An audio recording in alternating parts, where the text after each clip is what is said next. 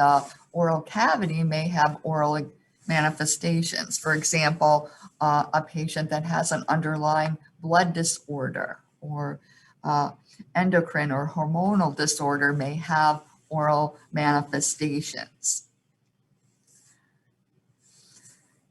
Okay, so I just want to go over the main objectives of the course. So you're going to learn a great deal of terminology that's used to describe diseases, like the term the ulcer or a nodule, distinguishing among those terms, for example, and also terms that describe the disease process. We're going to, the introduction to pathology topic that we're going to cover today you're going to be loaded with terminology today.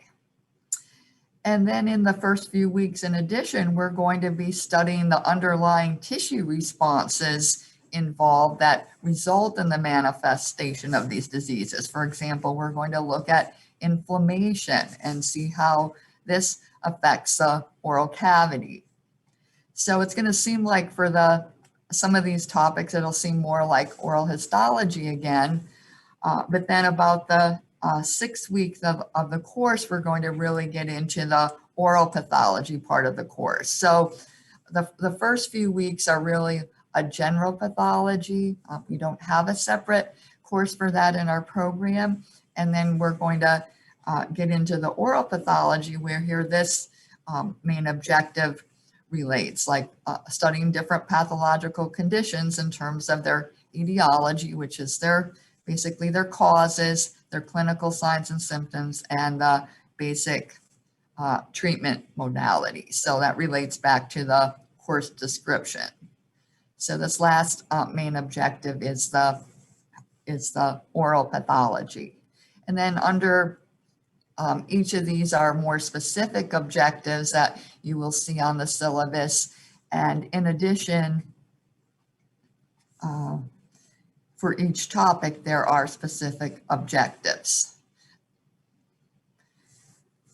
Okay, this was also posted on D2L, so I just wanted to show you that all the topics are outlined week by week with the reading assignments that relate to them. And as I indicated when going over the core performance objectives, that the first few weeks are going to be more like a general pathology class. To make it simple, I do just have these week by week, but some of these are going to spill over into subsequent weeks. So at week 5, it does say completion of weeks 1 through 4. And then roughly I'll talk about the quizzes momentarily, but roughly at week 7, we'll have an examination on all of the general pathology topics. And then starting actually with week 6, we'll be starting with the oral pathology topics all the way to the end. So is that the midterm, the first unit examination? I guess you could call it a midterm, but it's going to be just on those topics, and it falls a little bit before mid-semester, quote unquote. Gotcha. So there's no like separate midterm, right? And I'll talk about the quizzes momentarily. There's also a course expectations sheet, addendum to the course outline that's posted on D2L that talks about these things that I'm going to go over right now. Mrs. Simmons, you probably has already mentioned to you that this course is part of a learning community. And a learning community is just where you have some courses that are linked together by some common theme. And in this case, it has to do with manifestations that are visible on dental radiographs. And with this learning community, there's going to be what's called 2 integrated assignments, one for perio and one for pathology, which will go into more detail as the time comes.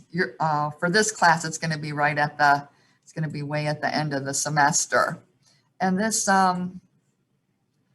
course is, this learning community, we named it Beyond Black and White, because we see black and white on radiographs. So we're going to just see this link among those courses.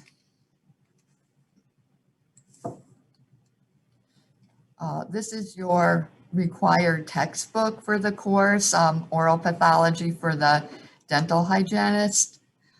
There are other books that you've already purchased for other classes that there are reading assignments for, and they're indicated on that topic outline and reading assignment schedule that I showed just a few slides back. The radiography book, the perio book, and then the Wilkins text.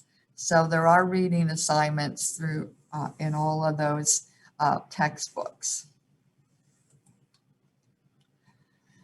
Okay, as far as your grade in this course, there are,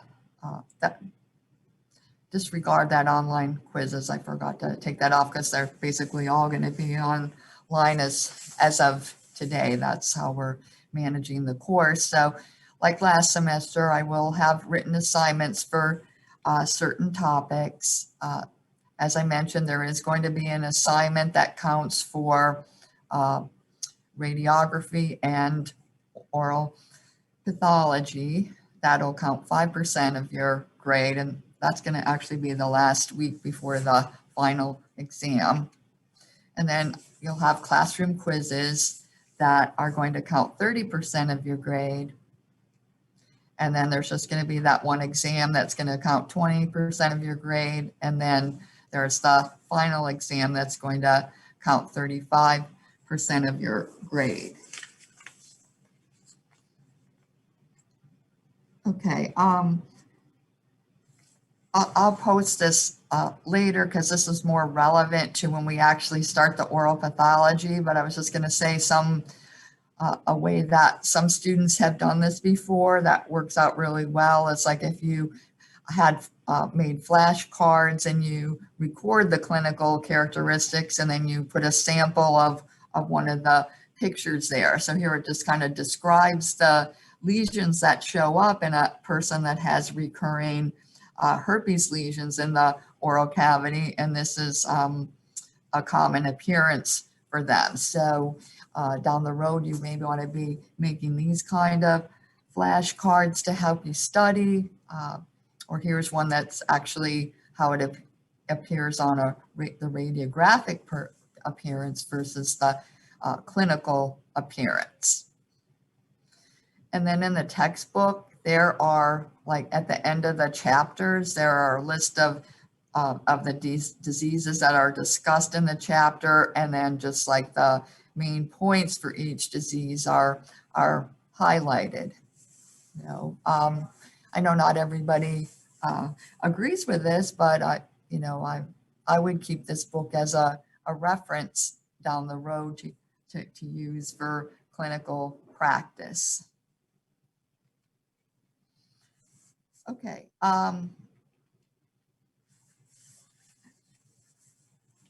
So just going over the additional information under the course expectations. I just want to go over about the written assignments a little bit. All this is documented on that document posted in D2L. So like last semester, we will have written assignments. I'm going to try something a little bit different. I'm going to most likely post them in the assignment. You know how you go to the activities under D2L and you found your quizzes there. I may be having you get your assignments from there and then posting them back in there when you complete them. You will still scan them and put your name on the document. And on the instructions there, I would really appreciate it if you submit it first with your last name. Your first name is optional, and then just the name of the assignment rather than just having a PDF number. It's easier for me to find yours, get it back to you if you name it. And the sample is there, like you just put your last name first. I know a lot of you were following that guideline last semester, but I just wanted to emphasize it to everybody. A quick question.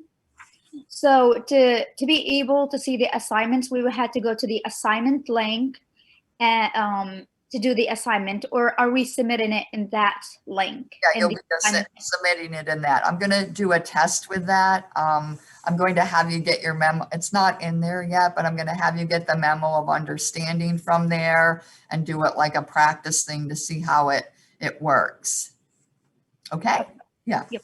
Rather than emailing them. Yes. Okay. Last semester. Okay, so on the second page, number 5, like about quizzes and exams, there'll be the typical kind of questions like oral histology, mostly multiple choice and matching. There could be some true and false, and you know how occasionally there are some short answer ones where you have to provide the term. And then once we get to the oral pathology part, there will be images. You know, these will be oral images and radiographs, not histology slides. Sometimes to understand what a disease is, the histology will be presented, but you will not be responsible for recognizing it. You know, you are going to be clinicians, not pathologists. Okay, and I will post I will indicate in class with advance notice and on D2L when the quizzes are going to be. The first quiz is going to be on the introduction to pathology, which we will start this week and finish next week. So that quiz will be on January 27th. And just like last semester and for all your other classes, you know, if you miss a quiz, you'll get a 0 on it. They're not, you can't make them up. And then, you know, the lowest quiz score will be dropped before the final grade is computed at the end of the semester.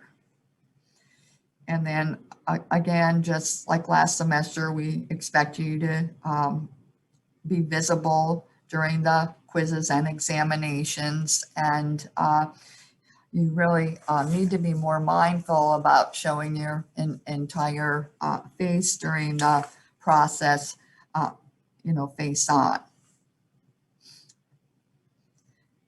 Okay, and then as far as providing feedback and posting grades, you know, all your grades will be posted or your assignments will be returned, you know, no later than a 1-week time period. And we'll have to, you know, again, it's going to be like last semester. If you want to go over quizzes specifically, you'll have to make an appointment with me to do that. Okay, and then finally with attendance, you know, we're you know, one course, one absence is permitted without penalty. And just remember that if you're absent more than one time, it does result in a deduction from your final grade. And just like before, if you're late, really late, I know sometimes we have to let everybody get on D2L. I'm just saying within a reasonable time. 3 of those counts as a absence, and then an early dismissal too. Okay, and just, you know, it's going to work out best if you keep up with the readings and be in class.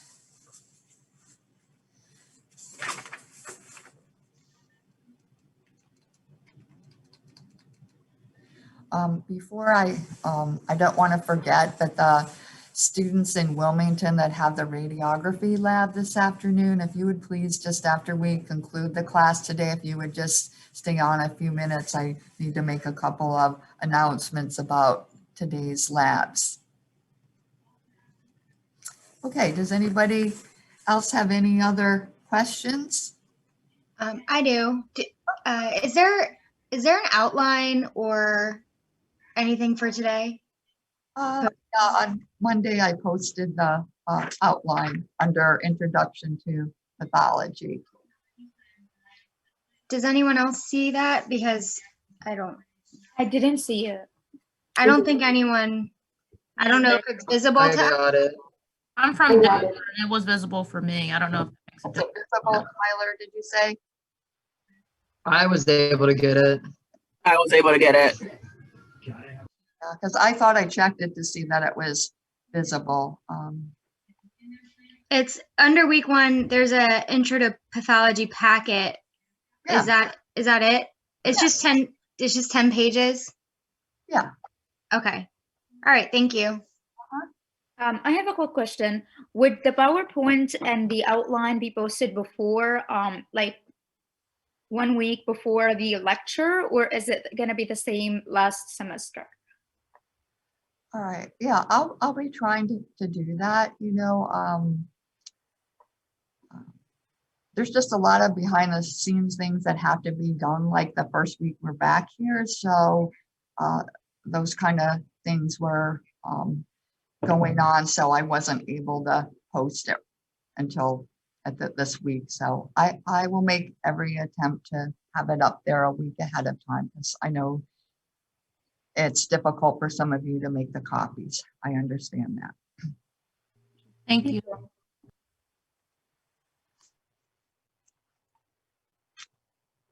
Okay, so let's go ahead and get started with the outline. We're going to first talk about terminology, steps in patient care, including the diagnostic process, and then looking at classification systems for diseases, which will kind of be like a preview of what kind of diseases that we're going to be talking about in the course.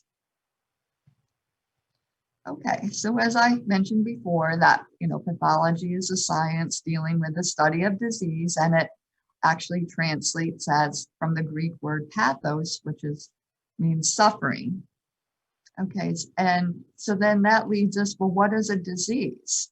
Another term for a disease is a pathological condition, and a very broad definition is that it's an alteration from a state of health. You know, that's pretty general. So we're going to see that there's some kind of negative or detrimental change in our normal structures. For example, we'll see diseases that affect the oral mucosa. You guys know we studied extensively the normal appearance of the oral mucosa, and then we'll see how that can change.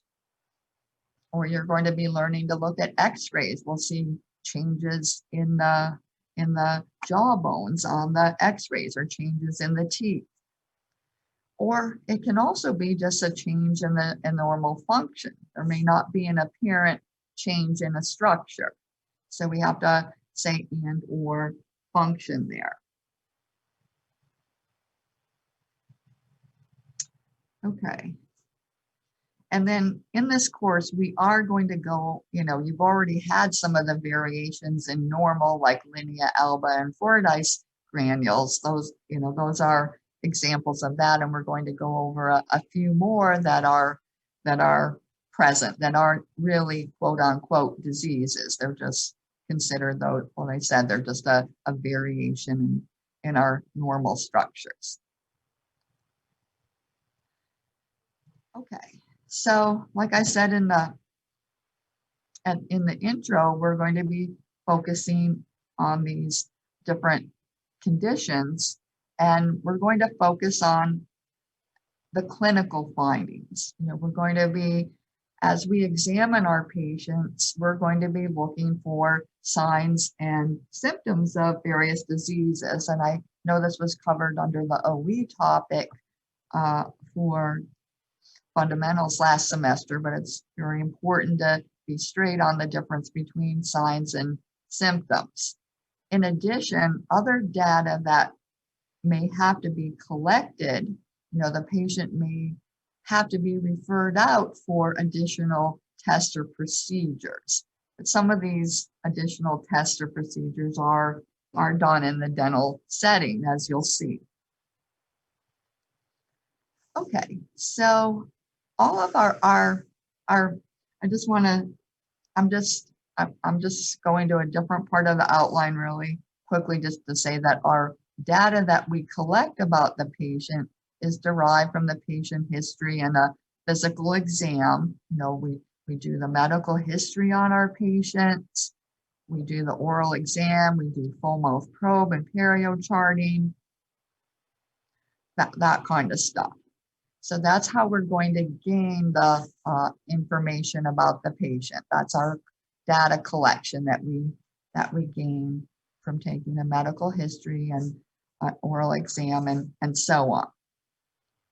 Okay, you don't have to worry about writing this down. So what we're going to focus on now are these clinical manifestations on the outline.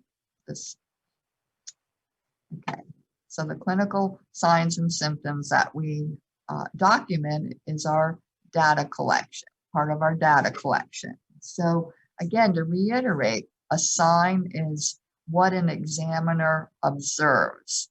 So these are very objective changes, not. In contrast, is the symptoms are the patient's perception. Okay, these are subjective changes that are experienced by the patient.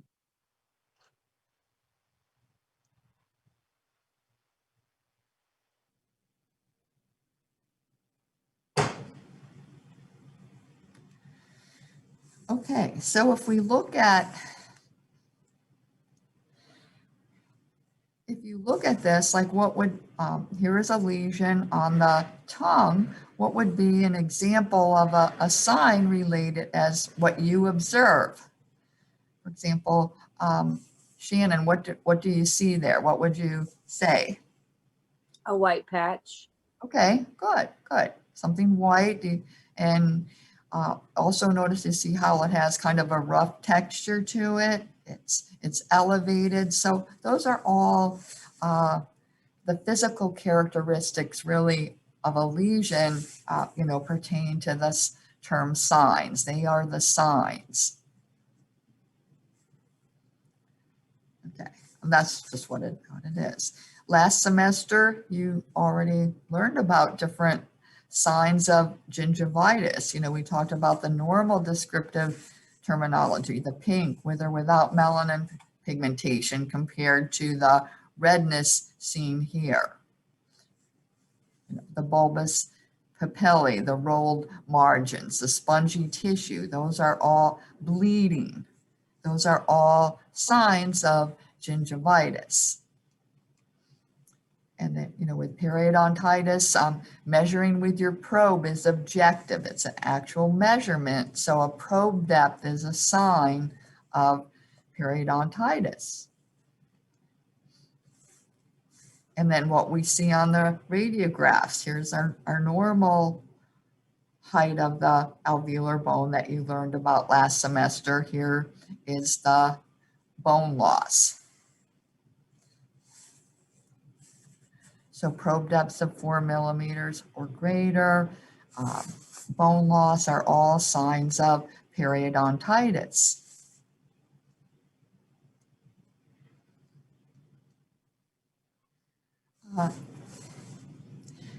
Here's a situation of a child with chicken pox. And I use this example because all these lesions, the physical characteristic of these lesions represent the signs and symptoms.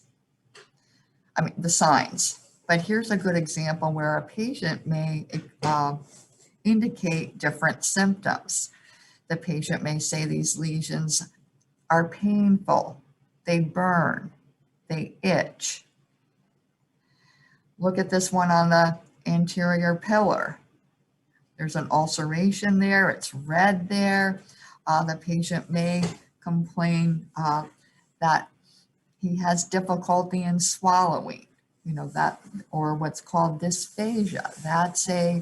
That's a symptom. These are what the patient is experiencing.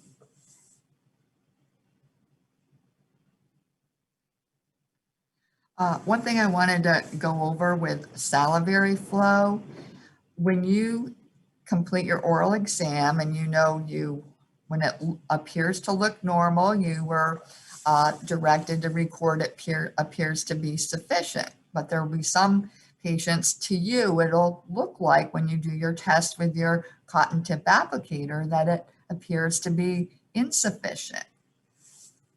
That's a sign of possibly a disease. But xerostomia, which simply means dry mouth, is a symptom. The patient says, my mouth feels dry. That's a symptom. That's what the patient's feeling. You can't tell that a patient's mouth feels dry to him, but you may suspect it, but you can't tell because you're not experiencing it yourself.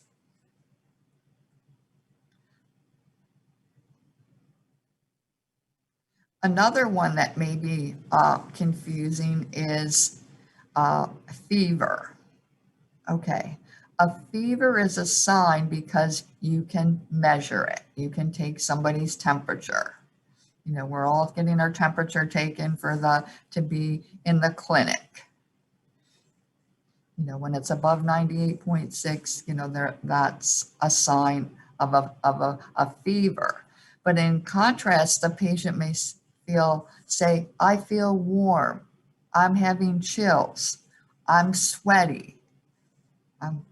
All those are symptoms.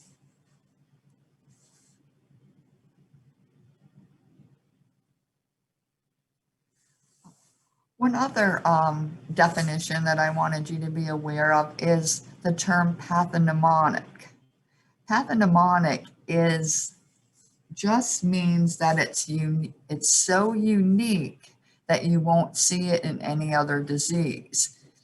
And this is just an example. There are these lesions called target lesions. See how it looks like a target? There's the center of the target. Here's the periphery of it, or they're even been called bullseye lesions. These are not seen in any other disease. The disease it's seen in is called erythema multiforme. We're going to study that because it does have the potential for oral manifestations, not just skin lesions. But these are lesions that really aren't seen in any other disease.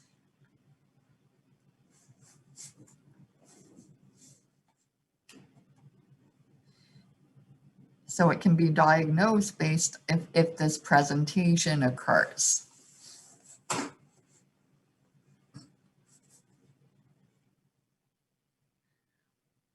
Also, some diseases are classified as a syndrome. They have a combination of manifestations that result from a single cause. And these are usually genetic in nature.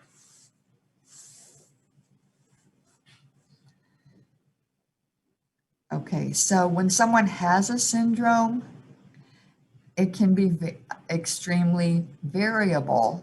In other words, what I'm saying is the patient doesn't have to have all the manifestations that occur in the syndrome, and sometimes they're very minor and sometimes they're very severe. But there's these typical ones that occur together. For example, very commonly there are manifestations associated with Down syndrome. Down syndrome is also known as trisomy 21, where a patient has an extra piece of the number 21 chromosome.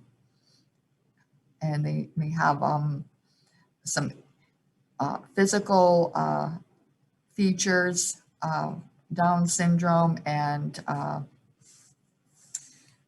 mental, intellectual manifestations. Last semester, we talked about the Treacher-Collins syndrome,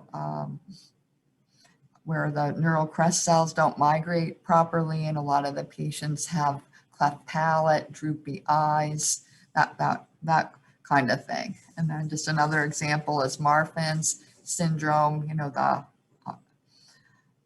some of you may know the former Olympics swimmer, Michael Phelps. He has this syndrome where they have extremely long limbs, their skeletal system, they're very tall.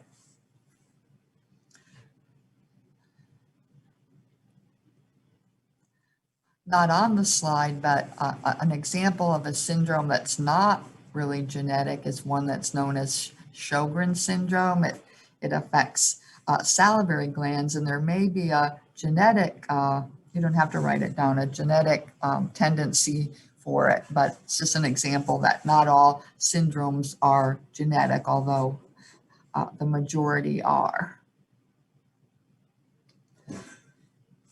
Okay, and then another thing related to signs and symptoms is some diseases may be asymptomatic. A meaning without, or they're also known as subclinical manifestations. And in this is basically translates as without symptoms, or they can have a disease without actual clinical signs or symptoms. There maybe have to be some underlying lab tests or medical tests to diagnose the disease. So for example, hypertension is described as the silent killer. There may be no manifestations of it. The patient may not complain of being tired or dizzy. But when we get a blood pressure reading, it's sky high, you know, that's the medical test that has to be applied. There are, with hepatitis B, I know we're all vaccinated, there are asymptomatic carriers of the disease. And now, you know, they're talking about people with COVID that are asymptomatic and that can spread the disease. Another good example is HIV infection. You know, some patients are asymptomatic. They just have a blood test that indicates they're HIV positive, but they have no clinical manifestations or, you know, signs or symptoms of the disease. Like here's an example of an AIDS patient with some oral manifestations, but like I said, a lot of people, we don't even know they're HIV positive by their by examining them directly.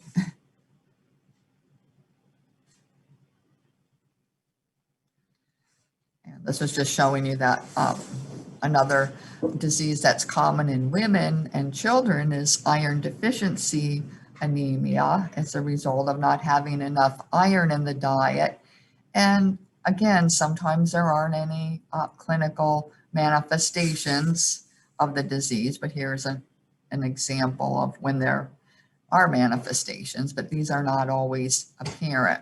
Smooth bald tongue, angular colitis, cracking at the commissures. Again, just to confirm the diagnosis, a blood test would have to be done, but a lot of patients won't have this happen. They may not have any manifestations that their iron is deficient until they get a blood test, a hematocrit.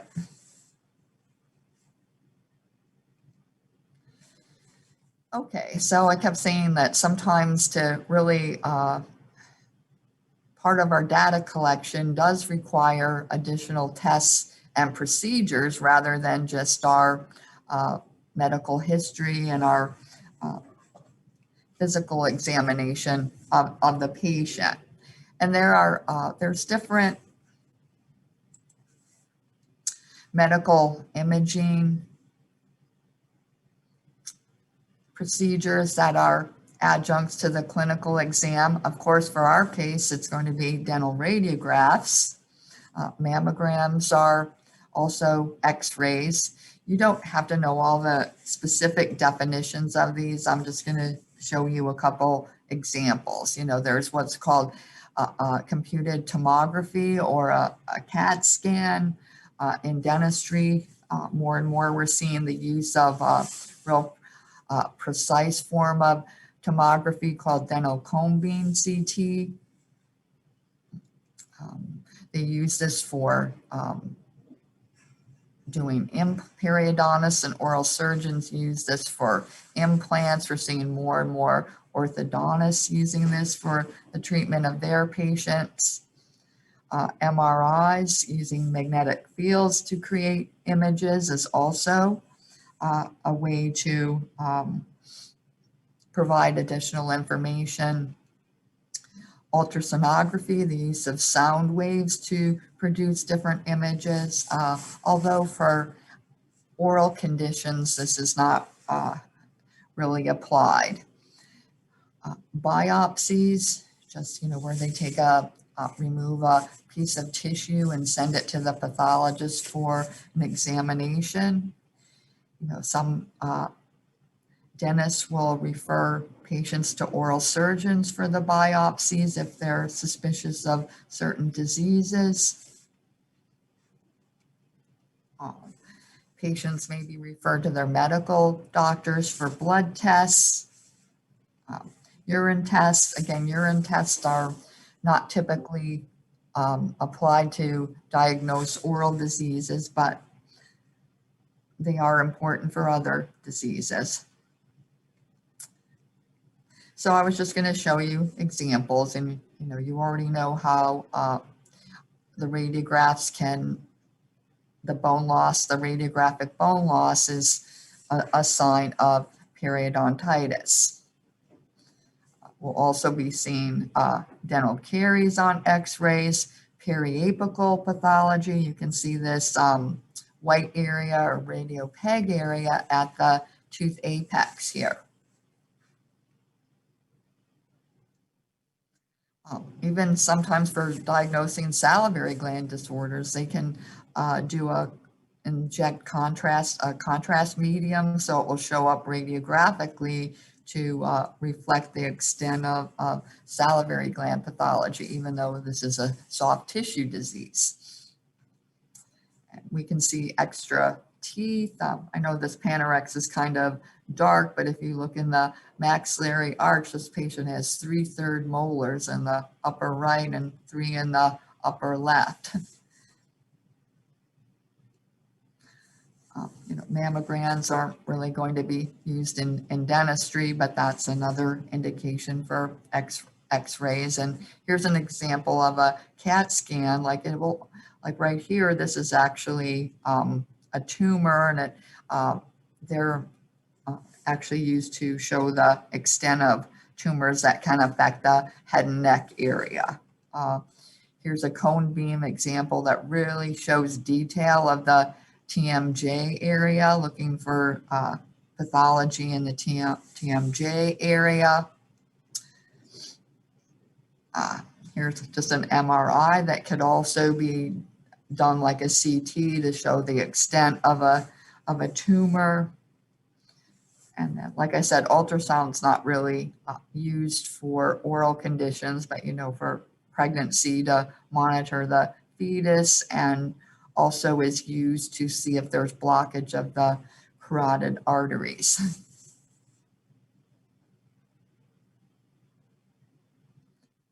And then here's just an example of here's a area that's on the ventral surface of the tongue near where it attaches to the floor of the mouth area.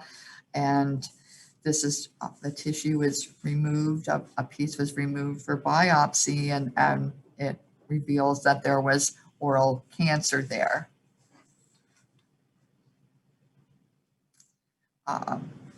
As far as blood tests, when patients come in with their glucometers, they can check their blood glucose levels right in the clinic. Monitoring blood glucose levels is important with a patient with diabetes, as you know. And then this is just showing you urine tests. Again, that's not something we're really going to be performing in the dental setting. And then I just wanted to, not on the list, there's some other procedures that you may be seeing in the dental office. There is a device called a pulp tester to test the vitality of the tooth. Sometimes these ice sticks are applied instead of this kind of pulp tester as part of the diagnostic process, collecting the data about the patient. And then, of course, you're going to be taking blood pressure on all of your patients. That's another kind of what we would say a test that you're following for the to screen the patients for hypertension.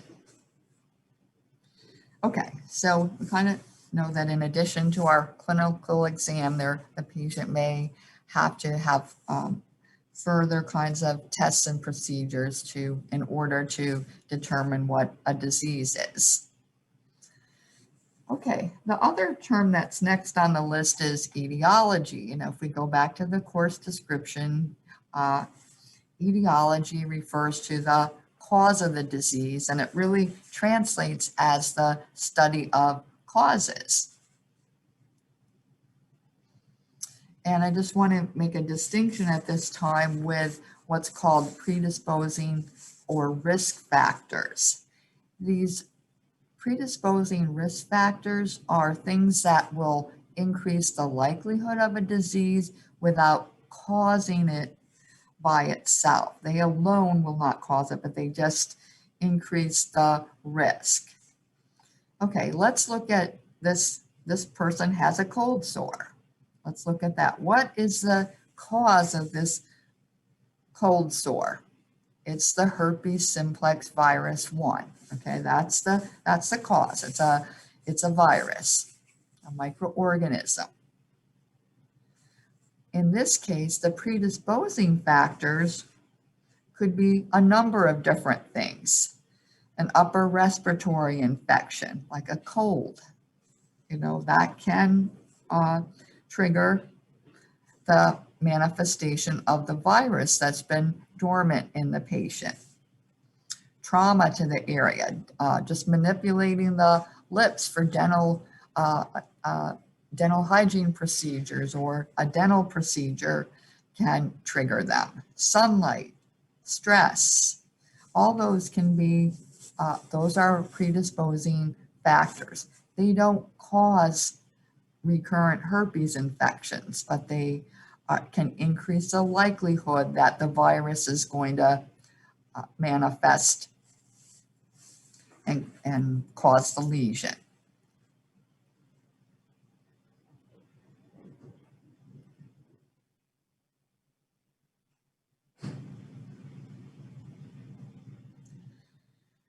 Okay, this is just another example too. This is a thrush, which is a fungal infection. It's caused by a fungus called Candida albicans. And again, there are risk factors or predisposing factors for this. The fungus causes the disease, but little babies are predisposed to getting this because they don't have their normal oral flora established to keep it in check. Someone who takes antibiotics for a different condition, the antibiotics can suppress our normal flora that keeps this fungus in check. And if somebody has a disease or an immunodeficiency, for example, a patient with diabetes is at an increased risk for thrush or fungal infections. So when we're going to talk about these different diseases, we will talk about the cause and we will talk about some of the risk factors with them.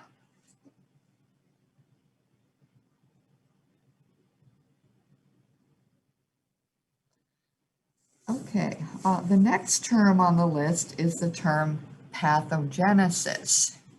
And you already know the term genesis is the development of, or the formation of. So this just kind of translates as the development of disease or the development of a pathological condition, but more specifically, we can say that it's the way in which a disease develops or unfolds. So it kind of relates to these underlying tissue responses that leads to the clinical manifestations in the disease. If you want to go ahead and add that in.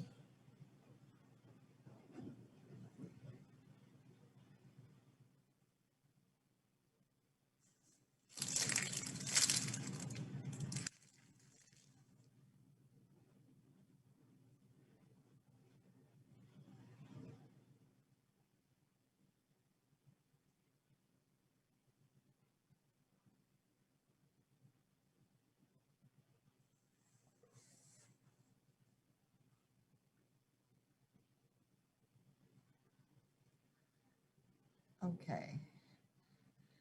So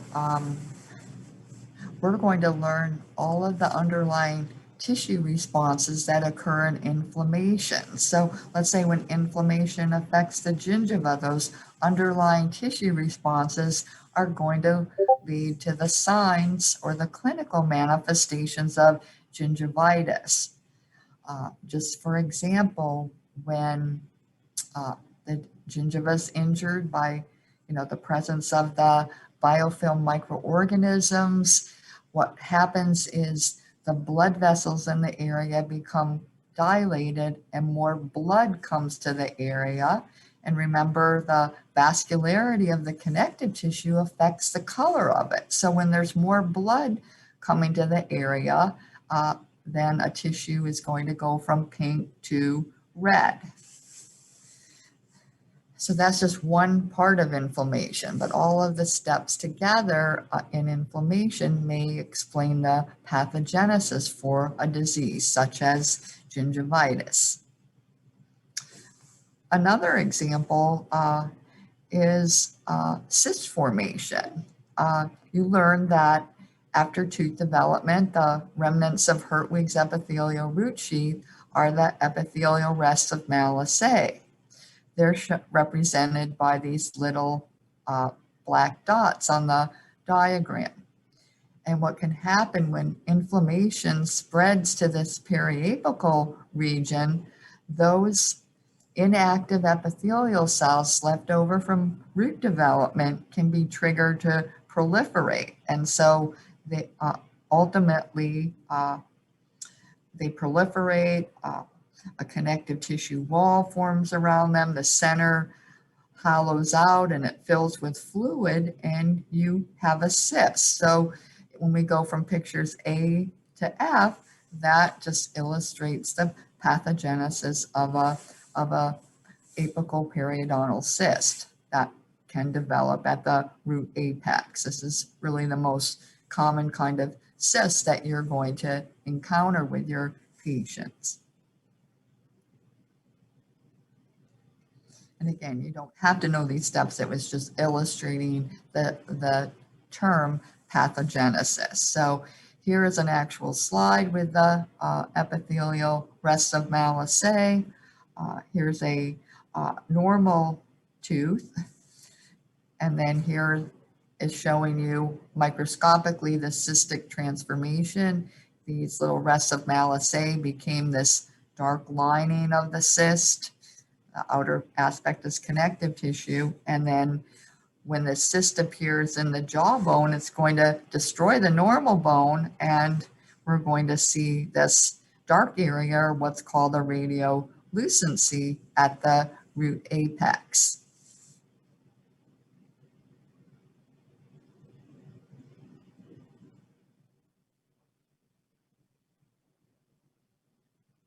Can you please repeat that? It was a radio.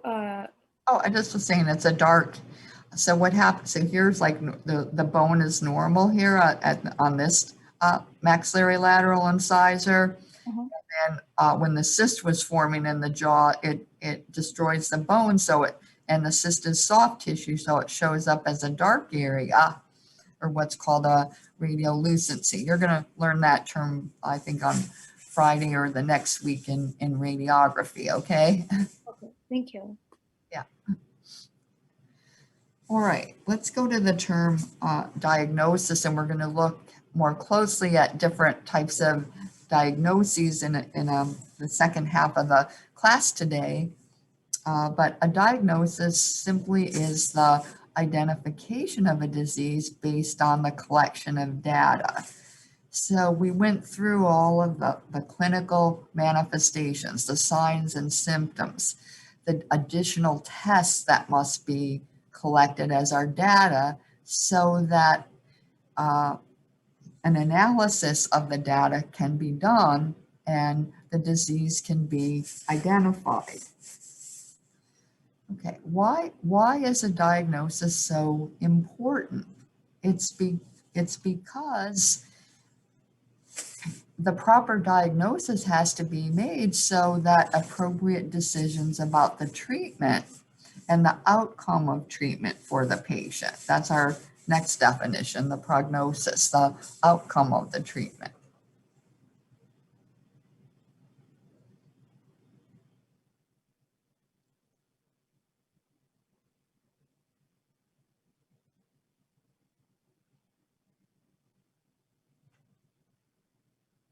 And you may be part of that decision-making process because it's going to be really important that you're collecting some of this data. You know, you're doing an oral exam, you're exposing dental radiographs, and you're going to bring your collection of data, your findings, present them to the dentist when he or she does the examination for the patient.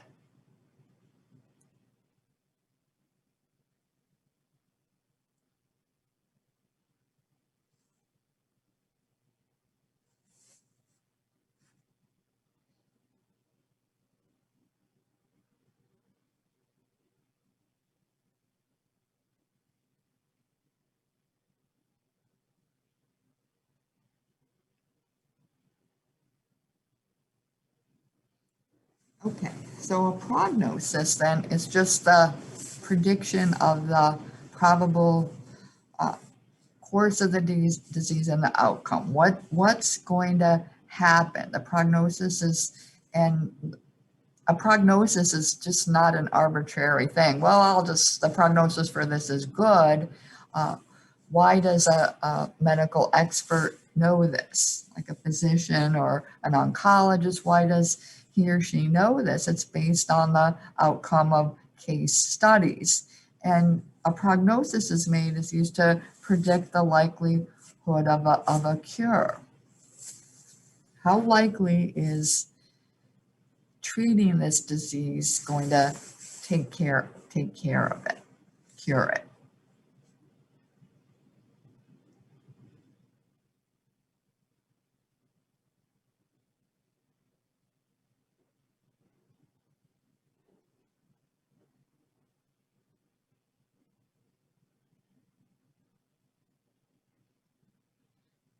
In a dental example, a prognosis may be that a patient has so much bone loss that the dentist doesn't feel that or the periodontist doesn't feel scaling and root planing or periodontal surgery is going to help the patient. Some of the teeth may need to be extracted. They're called hopeless teeth. That may be what the dentist decides based on the collection of data about that patient.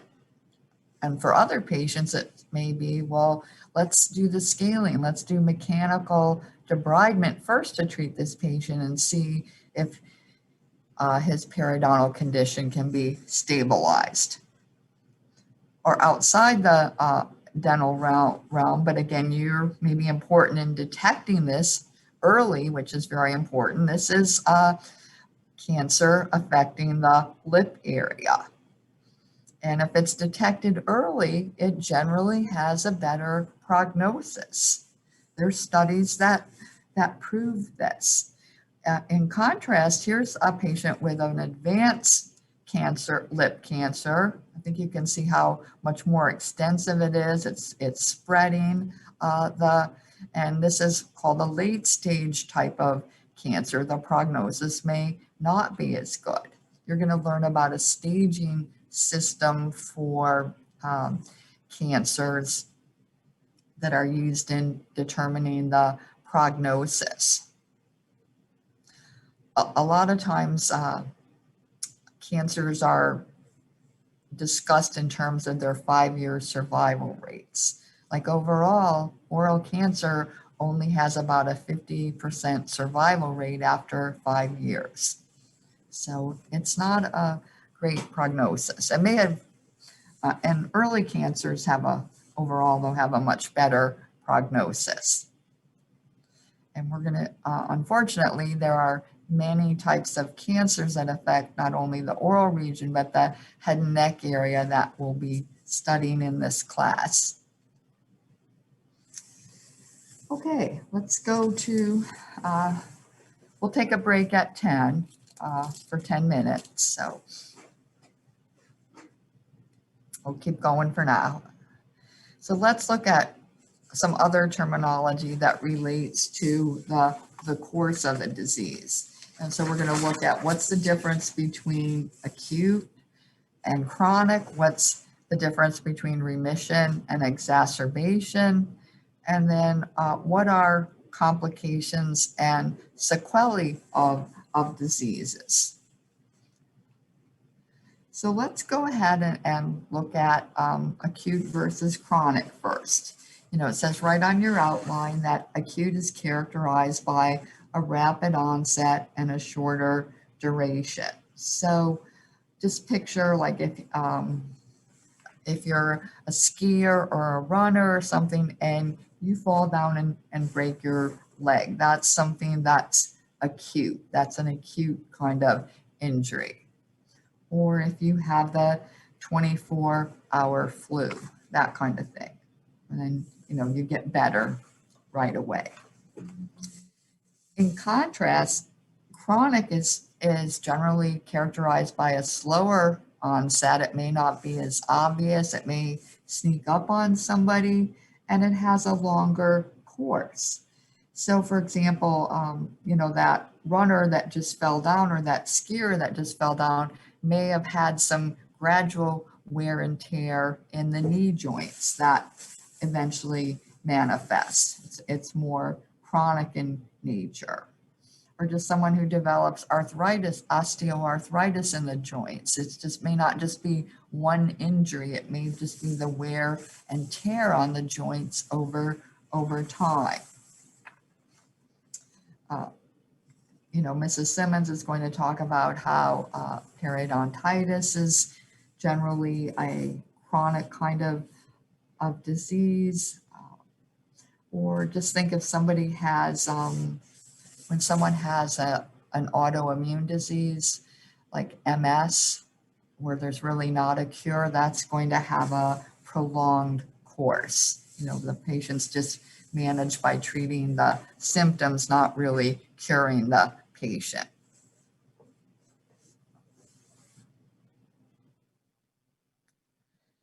Okay, what's the difference between a remission and an exacerbation?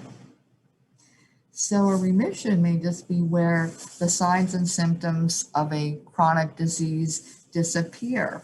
I do have I have a friend who has multiple sclerosis, and fortunately she has a type that she's kind of in remission. She has treatment, but she hasn't had any major manifestations of the disease. They get in check. Or something that's a nuisance but not as serious, somebody that has chronic hemorrhoids, they may go away, kind of be subsided for a while, but then something happens where they flare up again. Many times we say a patient who was treated for cancer is in remission, with the hopes it seems like the patient's cured, but that doesn't always happen. You know, there have been instances where somebody has had cancer, been treated, cured, and then, 10, 20 years later has it show up again. Okay, in contrast, an exacerbation is where you just see an increase in the severity of a disease or any of its signs and symptoms. So that person with MS may have a flare up of the disease where they may just feel like their feet and hands are on fire. They may lose their eyesight, not, or the person with the hemorrhoids may just have that flare up where it's really painful and rectal bleeding related to that. Or we could say with the pulp, some patients have a chronic pulpitis. It's kind of a low grade, dull discomfort. Maybe it just flares up when the patient's biting down on something.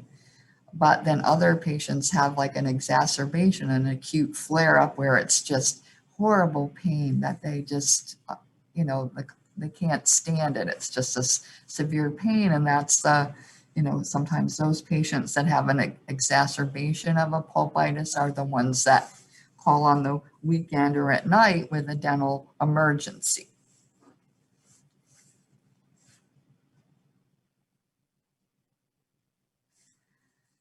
All right, let's look at complications and sequelae. I want to say that all sequelae are specific complications, but not all complications are sequelae. And I'll explain that now. We'll go through this. So a complication is simply that it's something that develops during the course of a pre-existing disease or condition.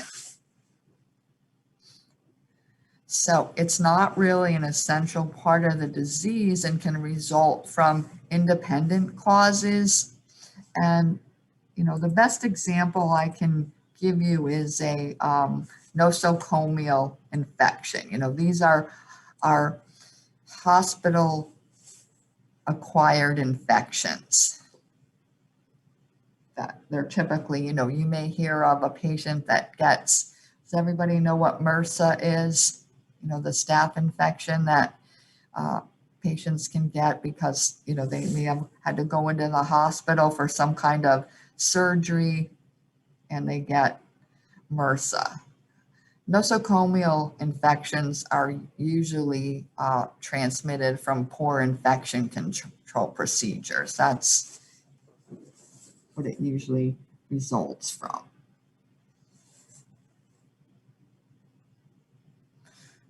Or just think if somebody's bedridden and isn't moved around, they can get bed sores. That would be a complication. It's not a direct complication of the disease they have, but just because they're bedridden, they may develop bed sores.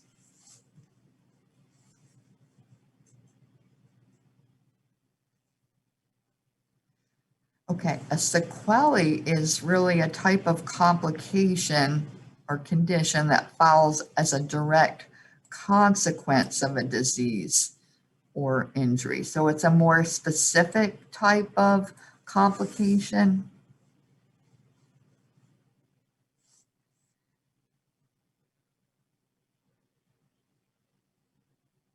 So for example, if you had like I'm going to talk about third molar sequelae. What can happen with third molars that are impacted or partially impacted? They can get an infection around the little tissue flap or that operculum. There can be inflammation. It's referred to as pericoronitis, which means around the crown.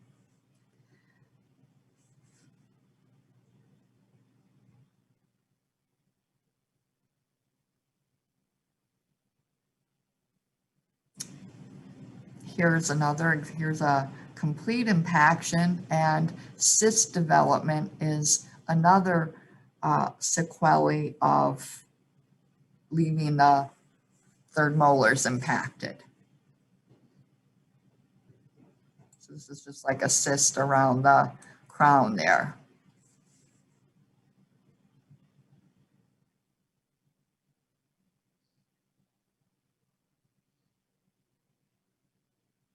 And another one would be, I thought I had it in here, would be just like when this tooth is coming in, it could be actually resorbing the second molar, or pockets form in between the second and third molars, that kind of thing. That's a example of an oral one.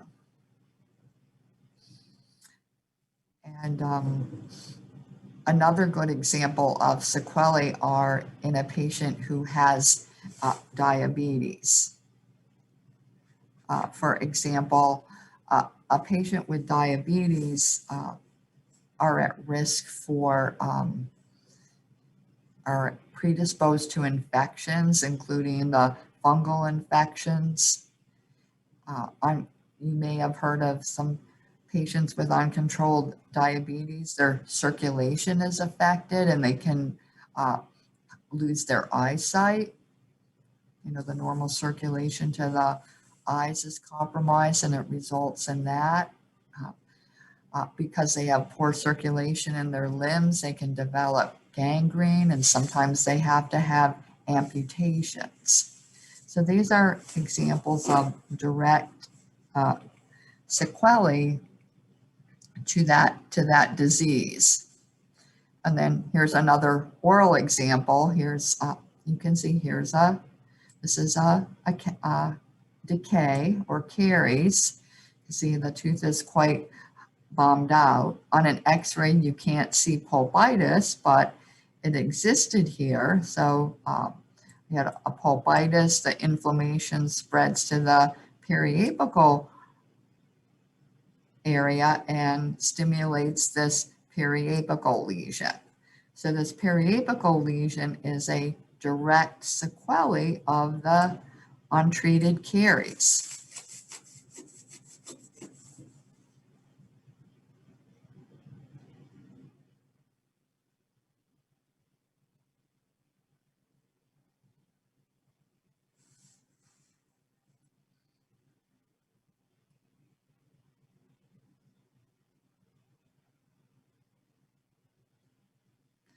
And there are continued sequelae. This can spread and form a soft tissue abscess, or this can create a facial abscess. And when it's spread, it can spread to lymph nodes. So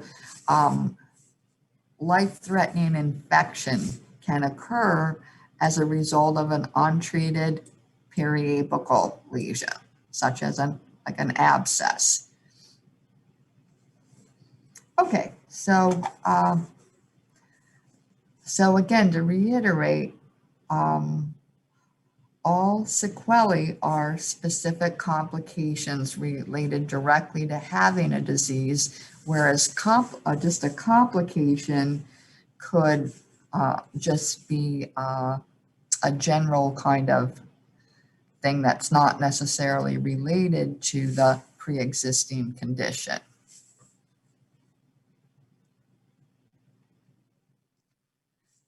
Okay. All right, let's look now more at closely at the steps in patient care and how the diagnostic process goes. So as I mentioned earlier, that, you know, we take our patient's history, we take a medical history, and sometimes it requires asking some questions that pertaining to their dental history as well.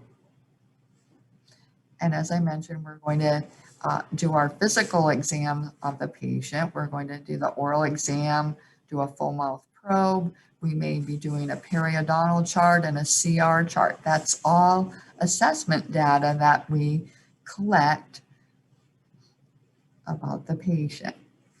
And so each of these pieces of the puzzle represents some of a piece of the assessment data. And then, as I already mentioned, that there are also other diagnostic tests and procedures that will provide further information, specifically dental radiographs.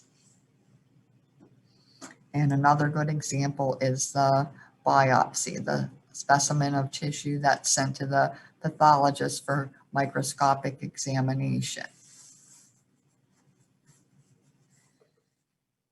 Okay, so first of all this data is collected, and then there is a review of this data. And that with the initial review of the data, there's what's called a differential diagnosis. So this when you're at the differential diagnosis, you have a collection of information or data, assessment data, that suggests a number of different disease possibilities.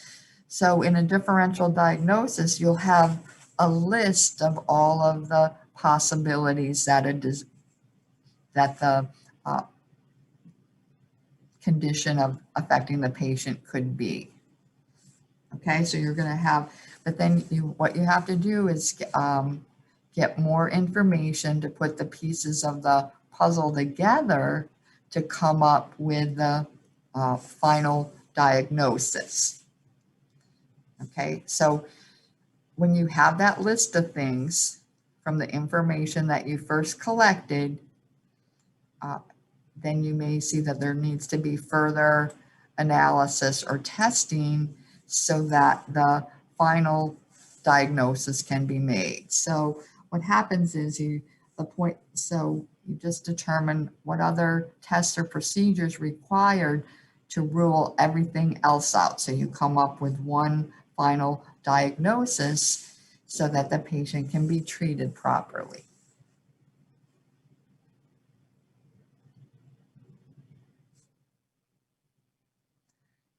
And then you arrive at a definitive diagnosis.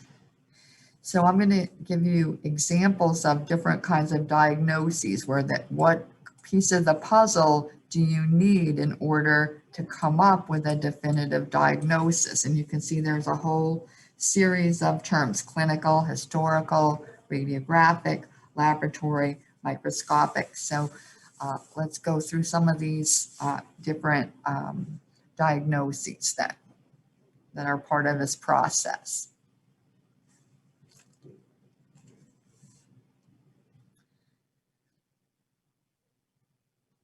Okay, so clinical diagnosis is based on, the disease is identified on the basis of the clinical appearance. This is the simplest type of diagnosis. We do not, that you do not typically need further testing or information to determine if something is Fordyce granules. You can just go by the basis of the clinical appearance. A torus palatinus doesn't typically require further information to come up with the identification of a torus. Lingual varicosities, these little cluster-like areas on the ventral surface of the tongue, are just a developmental thing that typically occurs more commonly with advanced age. Typically does not require further testing or procedures to gain more information.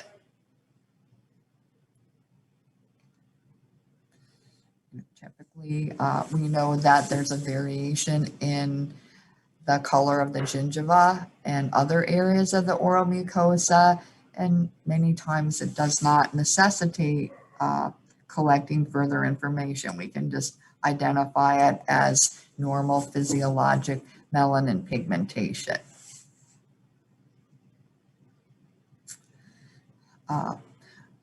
There's this condition called leukoedema, leuko for white, edema just means fluid filled, and this is commonly seen in African American patients. It's considered a normal variant. You'll see that there's kind of an opalescent, filmy white appearance, usually on the buccal mucosa. And the clinical diagnosis is very simple. What you do is you retract, you stretch the tissue, and it will disappear. That's a clinical diagnosis. So here, it's better with a mirror, but here's this white filmy area on a patient, and Here you can see a close-up of that, and then when the tissue's retracted, it disappeared.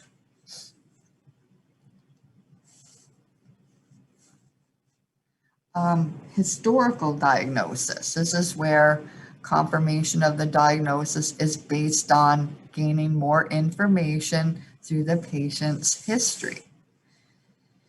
So you may see signs of nicotinic stomatitis and ask the patient if he or she does some kind of smoking.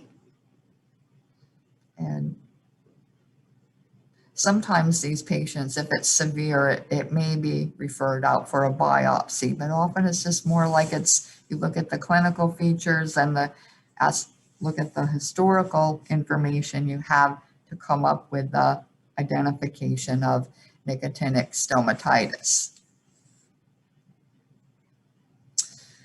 Here's an area. This is also a white area on the buccal mucosa, but now you try to retract it, it does not disappear.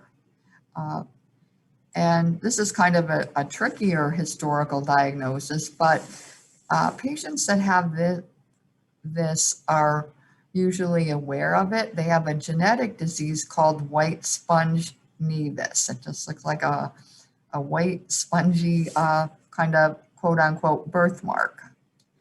And they may have it in other areas of mucous membranes. So you just may want to question, you might have like a child patient come in that presents with this, and you can ask the parent about it if it runs in the family. That's an example of a historical diagnosis. There may be other further tests, but besides this, that if they're not aware of having the disease. Okay, here's an ulcer on the tongue. You know it's an ulcer, but what caused it? Is in this case, it was just some kind of trauma. You learn that the patient bit his tongue, and all you had to do is ask that information. And that'll usually heal up within a 2-week period. If it doesn't heal up, then that would be indication for a biopsy.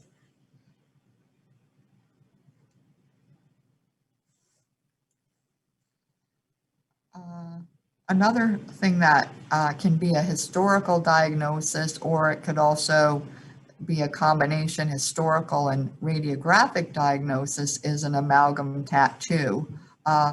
Patients that have had large amalgams, and here's a case where the tooth was extracted, but what happened at the extraction site is amalgam particles, became embedded in the tissue, and it shows up as kind of a bluish or grayish pigmented area. Or you may already have in the chart, the patient's a long-term patient. You may already have in the dental chart that there was a tooth there previously with a large restoration.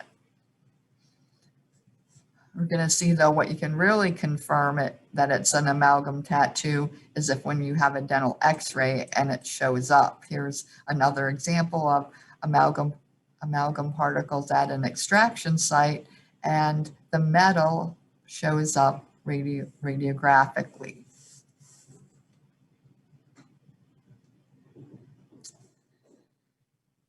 So other examples of radiographic diagnoses, we might say that it's identified or confirmed on the basis of radiographs.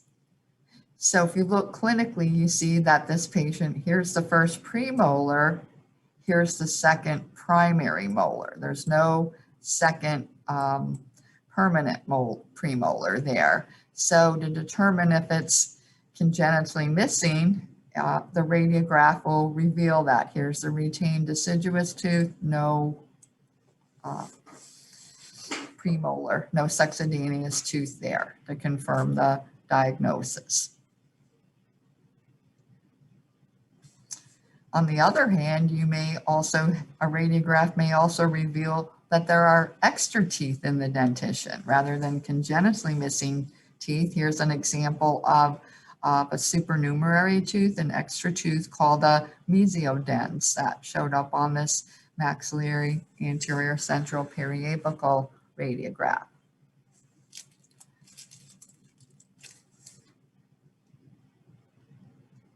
And then, of course, what you're going to learn in perio is that patients with dental caries, they can be diagnosed clinically, shown on the left, or many times with interproximal caries, you need to have dental radiographs to show this. And we've already talked about radiographic bone loss. That's important, an important sign of periodontitis.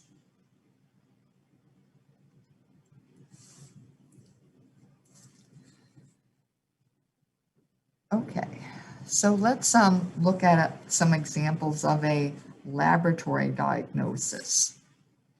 Okay, this patient, when say you examine this patient's throat, looks very red, patient says it's painful, and though to confirm the diagnosis, some kind of laboratory test has to be done, and this is just an example of, you know, how this is strep throat. That to confirm the diagnosis, this laboratory test was done. Or this is a patient that actually in the earlier days of AIDS, here's a patient that has an oral lesion that's sometimes seen in an advanced AIDS patient, but before they, to confirm if the patient doesn't already know that he's HIV positive, that the blood test would be done to indicate that the patient's HIV positive. So that's a laboratory, another example of a laboratory diagnosis. I showed you this example of how sometimes a lab test would be needed to identify something, a patient that had an asymptomatic case or subclinical case, but here's a full-blown case of suspected iron deficiency anemia, the loss of the filiform papillae, a smooth bald tongue, cracking and burning at the commissures. And again, the blood test for this would confirm the diagnosis. Here's another example where a blood test would be needed. Again, you're not going to say just because somebody has gingivitis that the person has a blood disorder, but when someone has profound gingival inflammation, it is part of the differential diagnosis. And this patient was diagnosed as having leukemia, which is identified on the basis of a blood test. Here was another clinic patient that had, you know, inflamed gingiva, and she was referred for medical testing, and it ended up that she had diabetes that was not diagnosed.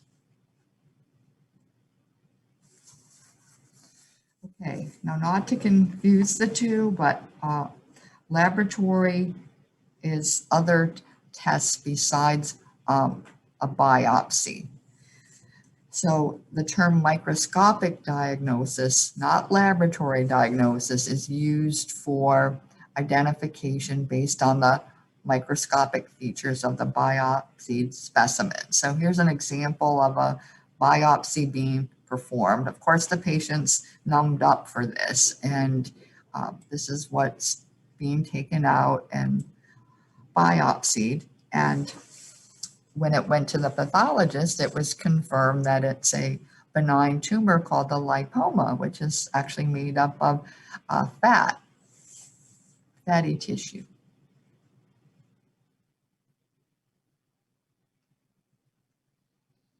Okay, and I already showed you this one, how oral cancer is suspected. The biopsy confirms it based on the microscopic appearance. So this is where the expertise of the pathologist comes in. And often cysts are another example of a microscopic diagnosis. Cysts can be suspected on a radiograph, but they're not diagnosed radiographically. Like I said, they can be suspected, but they're actually confirmed with the microscopic diagnosis. There is a cyst when the tissue's taken out and examined by the pathologist. Is it actually a cyst?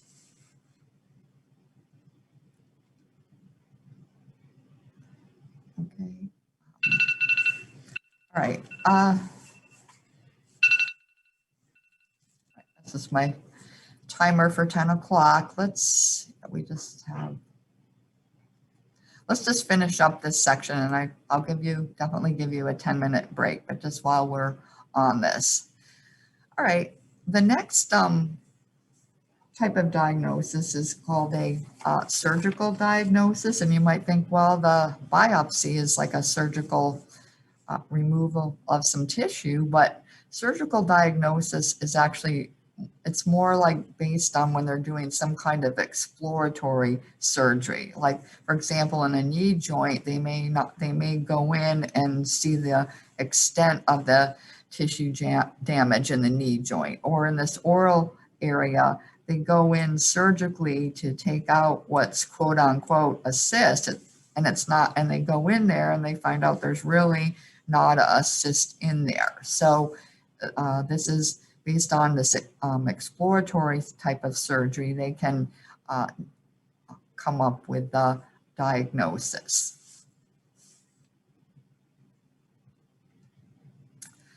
A therapeutic diagnosis is simply when it's suspected, a dentist or a physician may treat a suspicious disease, and if it disappears following the treatment, that's said to confirm it. So let's just say if someone has these manifestations of iron deficiency anemia again, is treated with iron supplements, and these disappear, that confirms the diagnosis.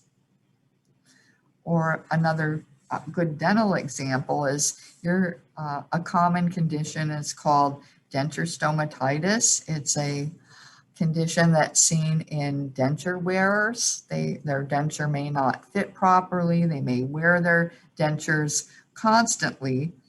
And it's generally classified as a fungal infection. And when it's treated with an antifungal, they could be soaking the denture in the antifungal, taking a pill for it, and if it disappears, then that confirms the diagnosis. You know, we've had some patients in the clinic before that show up with signs of candidiasis, which is a fungal infection. This is said to be one type, and the dentist in the clinic has prescribed an antifungal, and it did disappear. So they kind of just went ahead with a diagnosis and then treated it. Okay, so just to summarize this section is just in your book, there is this case study. I know this is kind of an old picture because of the way the braces look, but this patient presented with this localized swelling of this interdental papilla area between 7 and 8. And you can see that that the orthodontics may had a role in this. So again, this is kind of difficult to understand because you're not familiar with these conditions, but just based on this clinical appearance, this is what the 3 things that this condition could be, along with a couple of other things.